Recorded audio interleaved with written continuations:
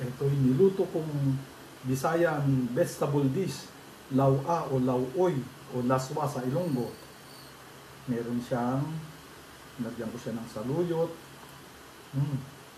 Sarap. Healthy yun. Okra, anti-diabetes.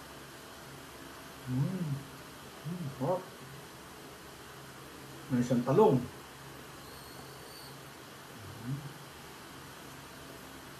Mapagi, sarap. Manyaman. Meron siyang kalabasa. Manyaman sa Kapampangan means masarap. Lami, kaayo sa Bisaya. Masamit sa Pangasinan. Sa Ilocano, naimas. Sarap.